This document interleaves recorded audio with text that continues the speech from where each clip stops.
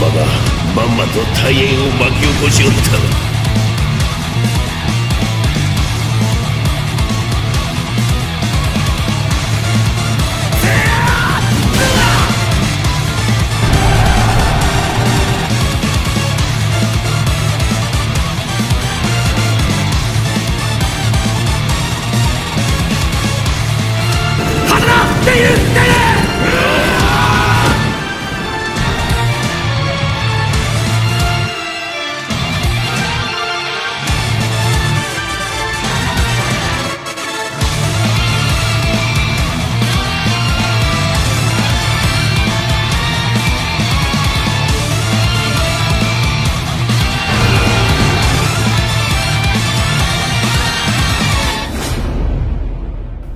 Honneur à vous les gars, j'espère que vous allez bien et bienvenue sur Fumigène H. Les frérots, j'étais en train de discuter avec un poteau sur Kingdom et on parlait des différents combats, des différentes confrontations dans Kingdom. Et on s'est dit que c'est vrai que dans Kingdom, les confrontations ont quelque chose de... Elles ont une odeur différente. Vous savez, on va dire quelque chose de supérieur à ce qu'on peut découvrir en animé manga. C'est-à-dire que les confrontations dans Kingdom, évidemment, confrontent des hommes et des femmes, bien évidemment, mais elles confrontent aussi des idéologies. Alors on va me dire, oui, mais même en shonen, ça confronte des idéologies Fumi. Oui, c'est vrai. Mais dans Kingdom, c'est fait d'une façon différente. Parce qu'on met fortement en avant le passé du personnage, en corrélation également avec son objectif, et il y a évidemment un sous-texte derrière. Il y a beaucoup de sous-textes dans Kingdom, même si c'est une histoire romancée, ce sont des faits historiques romancés, Yasuo Isahara fait en sorte que ça ait une cohérence et qu'il y ait des sous-textes. Et tout ça, évidemment, il les invente, parce qu'on ne lui a jamais dit que Uki était comme ça, comme ça. Je veux dire, là, lui, il invente du moins certaines personnalités, il a des faits historiques, voilà, ce général a fait ça, il a gagné telle guerre, mais finalement, lui, il va dans le détail, il va dans la micro, dans les faits historiques version micro. Eh bien, aujourd'hui, je me suis dit qu'il serait intéressant de décrypter ces sous-textes et de vous donner mon analyse de certains combats, certains duels dans Kingdom. Et pour commencer, je me suis dit qu'il serait intéressant d'analyser Shin versus Saji. Alors les gars vont me dire, bah attends, Shin versus Saji, ça raconte rien ce truc-là. C'est le début, il se passe pas grand-chose. Détrompez-vous les frérots, Shin versus Saji raconte des choses assez intéressantes, du moins de mon point de vue. Bien évidemment, ce genre de vidéo, c'est totalement subjectif. Il y a une part d'objectivité, oui, mais il y a une grosse part de subjectivité parce que c'est ma compréhension de Kingdom. Et la compréhension que j'ai de Kingdom n'est pas forcément la vôtre, les frérots. Mais avant, comme d'habitude, je vous invite à vous procurer les tomes de Dragon Ball Broken Horizon, si ce n'est pas encore fait. Et oui, les tomes de Dragon Ball Broken Horizon sont disponibles. Tome 1, 2, 3, 4. Vous venez voir votre frérot Fumi et moi, je vous envoie les tomes directement. N'hésitez pas si vous souhaitez découvrir un peu plus de mon univers, parce que c'est moi qui suis au scénario et au dessin, c'est mon frérot Charminator. N'hésitez pas à vous procurer ces tomes parce que vous allez peut-être des fois reconnaître certaines phrases que j'utilise dans mes vidéos. Et bien évidemment, je les ai superposées dans les scénarios que j'écris. On commence en tout cas entre Shin versus Saji. Pourquoi cette confrontation est selon moi intéressante? Déjà parce que c'est le premier gros combat de Shin. Alors juste avant, effectivement, il avait combattu Muta, il avait également combattu une des brutes écarlates, il avait fait des bons combats Shin. Mais j'ai eu l'impression que ces combats-là, en tout cas les combats contre les assassins, finalement n'étaient que des amuse-bouches, des amuse-gueules pour la véritable confrontation, à savoir celle contre Saji, à savoir l'homme qui prétendait être le plus fort du monde. Alors, maintenant, avec le recul, il y a 66 tomes de Kingdom qui sont sortis, on se rend compte à quel point cette phrase était stupide. Alors, est-ce que c'est la trad qui était mauvaise ou est-ce que c'est l'intelligence de Saji qui était mauvaise? Je sais pas, entre l'un et l'autre ou peut-être les deux. Mais en tout cas, c'est vrai que maintenant, avec le recul, on s'aperçoit à quel point c'était stupide de prétendre être l'homme le plus fort du monde. Parce que déjà de la Chine, c'est déjà stupide, mais du monde, c'est encore pire. Mais en tout cas, Saji, c'était apparemment son mindset en fait. Le gars pensait qu'il était l'homme le plus fort du monde. Et finalement, Shin, lui, vient s'opposer à lui.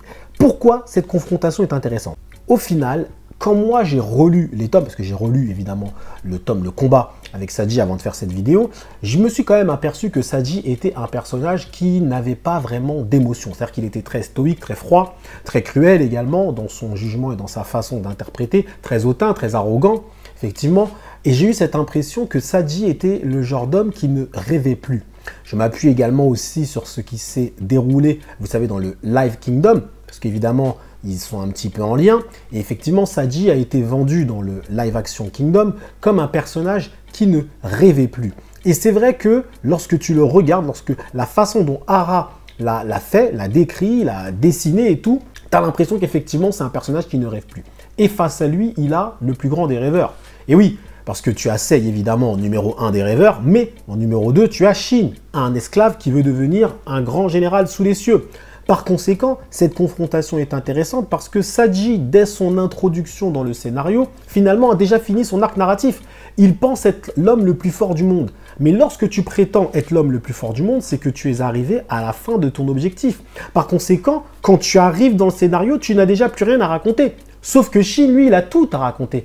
Et c'est là où la confrontation est intéressante parce que nous avons un homme qui n'a plus rien à raconter, qui ne rêve plus, qui se pense être l'homme le plus fort du monde, face à un autre homme, du moins un jeune homme, qui lui veut devenir quelque chose. Il a encore son histoire à raconter, il est au début de son histoire, il rêve. Lui ne rêve plus et lui il rêve. C'est pour ça que la confrontation entre les deux est très intéressante, parce que c'est une dualité entre le passé et le présent, ou du moins un enfant qui représente aussi le futur. Lorsque tu arrives dans le scénario et tu as déjà des centaines de combats, machin, tu dis voilà, je suis l'homme le plus fort du monde, c'est moi le plus fort. Oui, bah, qu'est-ce que tu vas nous raconter? On a eu l'exemple avec Kanmei. Tu ne peux plus rien nous donner d'intéressant à nous lecteurs. Par contre, Shin, lui, a des choses à nous donner. Il a des choses à raconter. Il a un objectif. Saji n'a pas d'objectif. Il n'en a pas. Donc, au final, la confrontation tourne très vite en faveur de Shin. Et pourquoi? Parce qu'il y a beaucoup de personnes qui disent « mais attendez, c'est pas logique ». Saji était quand même un spécialiste, il était très fort, très rapide, etc. Il me semblait qu'il avait même des stats plutôt honorables. Et Shin arrive, enfant, il le fume. Oui, mais dans Kingdom, n'oubliez pas, il y a un sous-texte fil rouge qui est dans toute l'œuvre, c'est le poids des responsabilités. Et oui, dans Kingdom, ta force n'est pas forcément définie par ta force physique, mais elle est définie par le poids que tu portes, le poids de tes responsabilités, le poids de ton objectif. Et lorsque Shin s'est présenté face à Saji, il portait la responsabilité du fait de faire en sorte que Sei récupère son trône. Si Shin ne passe pas Saji, Sei ne récupère pas son trône. Il a cette responsabilité sur ses épaules. Et il doit devenir le bras droit du roi aussi. Donc, entre les deux hommes, il n'y a pas photo. Tu en as un qui a des choses, qui représentent quelque chose. Et tu en as un qui ne représente plus rien. Donc au final, la victoire de Shin, dans un univers kingdomien, elle est tout à fait logique et cohérente. Bah oui, Shin était beaucoup moins fort, mais il avait un poids, des responsabilités qui étaient tellement plus importantes que celles de Saji qu'il a réussi à le fumer. Parce qu'il en avait aussi les capacités, évidemment.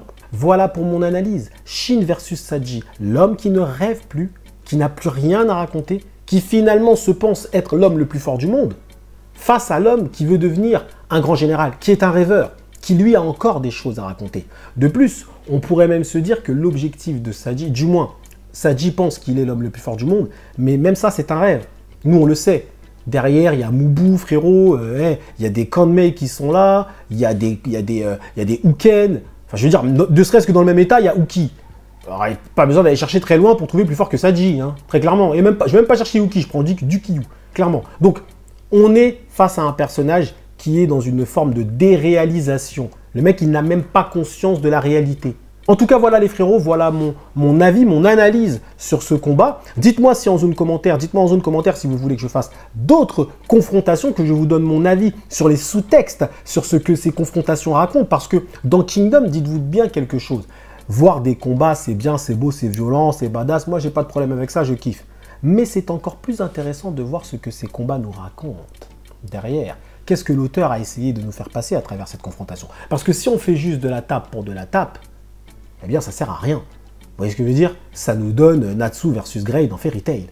Ça c'est de la tape qui sert à rien. Qui se souvient des raisons pour lesquelles ils se sont battus ces deux-là? Vous voyez ce que je veux dire? Donc en gros, on est dans du combat qui raconte des choses. Et c'est ça, Kingdom, les frérots. En tout cas, merci à vous d'avoir suivi cette vidéo jusqu'au bout. Prenez soin de vous et que l'honneur soit avec Saji, l'homme le plus fort de chez lui, juste de chez lui. Pas du monde, ni de la Chine.